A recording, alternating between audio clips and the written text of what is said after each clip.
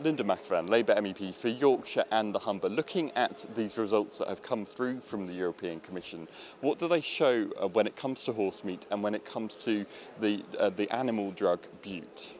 Well, first of all, they show that there is an issue about horse meat. In the UK, the results were negative, but in France and other countries, there's clearly still a problem. And on the horse bute, the UK has really got a problem, and we've got to do something about it.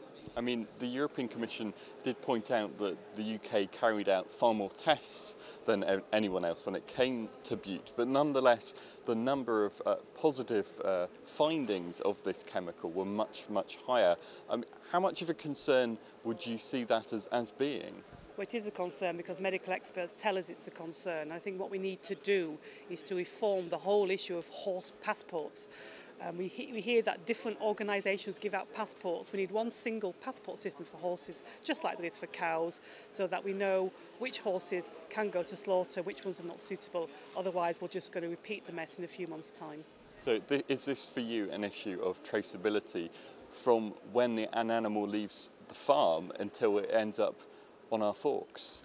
Absolutely. From the start of this whole problem, we have a system where farmers for cows, for example, have to have tags in their ears, they've got to have a passport, they've got to be traced. But what was happening is we're losing that traceability at the slaughterhouse. So we need a whole reform of the way in which slaughterhouses are inspected. I've met meat inspectors who told me 10 years ago they used to go into slaughterhouses, into cutting plants randomly, without announcement, say just turning up, and they would have spotted these things. The law changed 10 years ago, and the European Commission is due to bring new laws this summer, and those new laws have to be a lot tougher. Is this an issue that you think that would be best tackled at a European level rather than the UK government looking at this? It's got to be tackled at a European level because the market for meat products is a European market. Our farmers sell their meat abroad, we import meat from other countries, and so it's in everybody's interest to make sure there's a level playing field across Europe with a tough testing regime, with proper labelling of food, with retailers who take responsibility for their food supply chains, and we've got to do that right across the EU. There were quite a lot of cases, including in the UK, where horse meat traces were very low. In the UK, none of the tests, these particular tests, found traces of horse meat. What does that show, do you think, about the scale of this problem? Do you think we've overhyped it, or do you think there is still an underlying issue here, including for your own constituency? Well, maybe the criminals have just gone to ground. I mean, if people know, they knew there was a problem, they knew that people were onto them, and of course the practices probably stopped.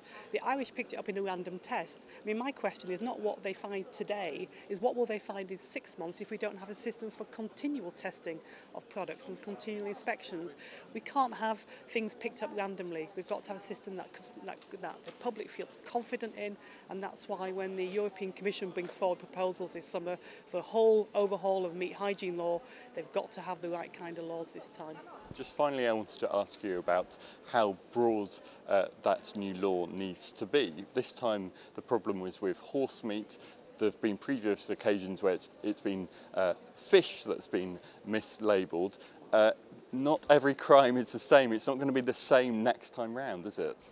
Not at all, no. We're uncovering more and more problems. In Germany, they uncovered a lot of eggs that were labelled as free-range eggs, which weren't free-range eggs at all.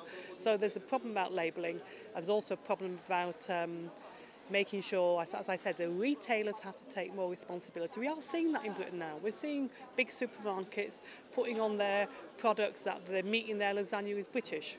We wanted them to do that anyway when we did the food labelling laws, so they can do it, and now I think we should tighten up that law as well on food labelling.